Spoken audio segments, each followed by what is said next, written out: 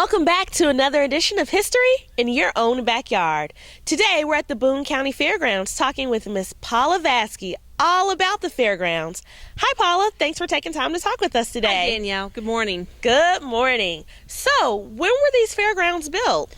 The actual fairgrounds that we're standing on today were built in 1942, but that isn't when the fair started.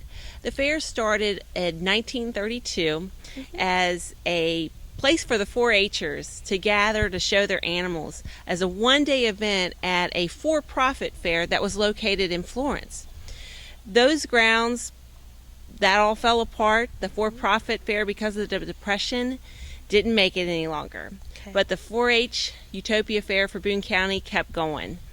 They wanted to have a place to compete with their 4-H projects, which include things like home economics, animals, gardening, all those great things that farm kids in Boone County love to do. So they continued having the fair, and eventually they outgrew all the places they were at and bought 30 acres on the site that we're at now in 1942. Eventually they added a couple more acres throughout the years because the fairgrounds just grew and grew. Okay.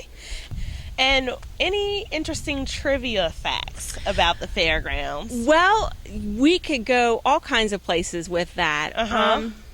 You know, back in the 1940s, there was an outbreak of a disease called infantile paralysis, which we know better as polio. Okay. And the fair's always been held in August because that's when the crops are really bustling. That's when the animals are at their best. And so that year, they had to postpone the fair until September. Now the papers, because they didn't want to scare anybody, they decided that they would blame that on a busy tobacco season. But in actuality, it was because of the polio outbreak. That year, they decided instead of judging the baby contest on beauty, they based it on health and hired a Red Cross nurse to judge the baby contest. No cute babies that year?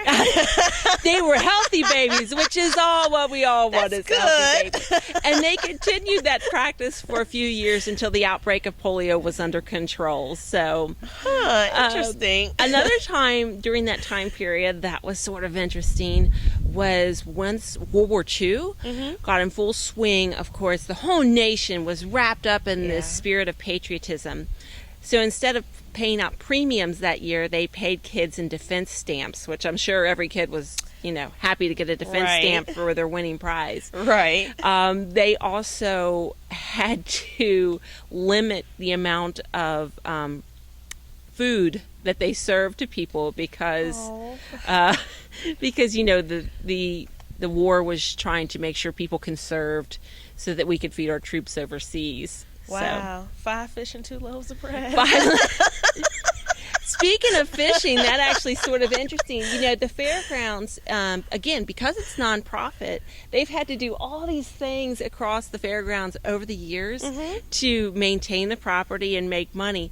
The lake that we see when you enter the fairgrounds was built when they bought the property. And what they did was they stocked that lake with fish, and then they sold annual passes for people to fish out of the lake as a way to make money.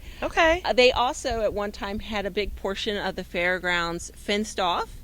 And they rented pasture to the farmers so that they could draw a little bit of money in.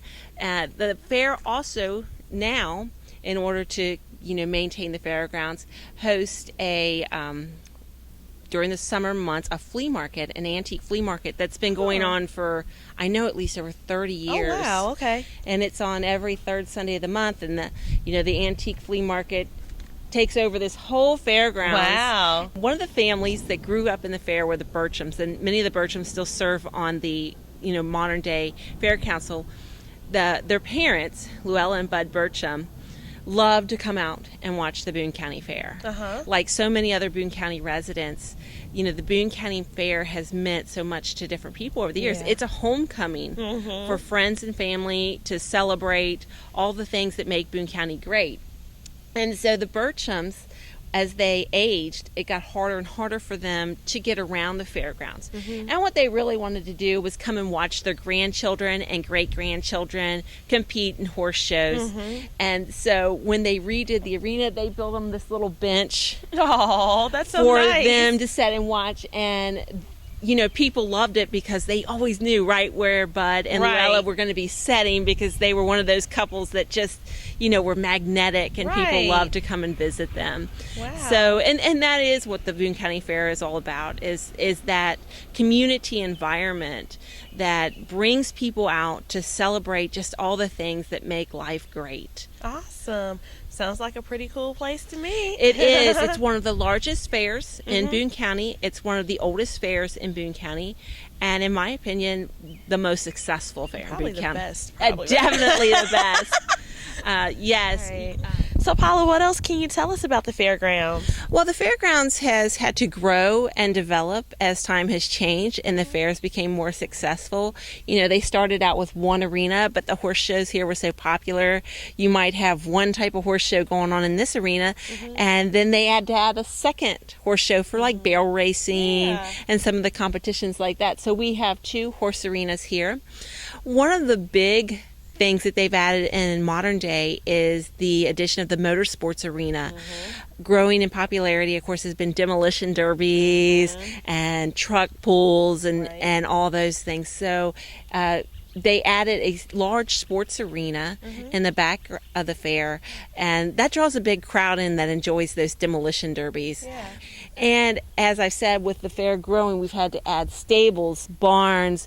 The 4-H had to build a larger show ring for all the kids to bring out their large projects. So, and that's been great because they went from an itty bitty barn to a nice large show barn that's made things just really run very smoothly. Okay, awesome. So a lot of evolution and a lot of growth over the years. Absolutely, and that's what makes the fair successful, is when it's growing, then people want to come out and see new interest. We also have a great floral hall where people get to display all of their quilts that they've made, and they've hang those from the rafters. And who doesn't enjoy looking at something that somebody's made by hand and getting the beauty?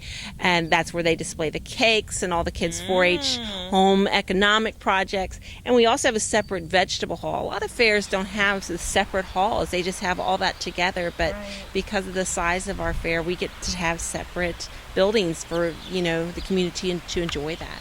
Awesome. Yeah, if you find me, I'll be over by the cake. That's funny that you mentioned that, because, of course, I don't know how you are, Danielle, but I love all the food, and some people just come to the fair for fair food, Right. That's part of the experience. The deep fried pickles is my personal one. Everybody every year, you see social media light up because who's coming to get a Johnson's Country ham sandwich, or who wants to visit Eddie's Barbecue. That's something they look forward to at the fair. Hawaiian snow cone that you can only get here at the Boone County Fair. So that's a definite big draw-in for a lot of people. Sounds good to me. Me too. So thanks so much. Thanks so much for tuning in to this edition of History in Your Own Backyard. Today we spent time talking with Mrs. Paula Vasky about the Boone County Fairgrounds. She taught us so much, and we're really, really appreciative. Remember, travel slowly and stop often.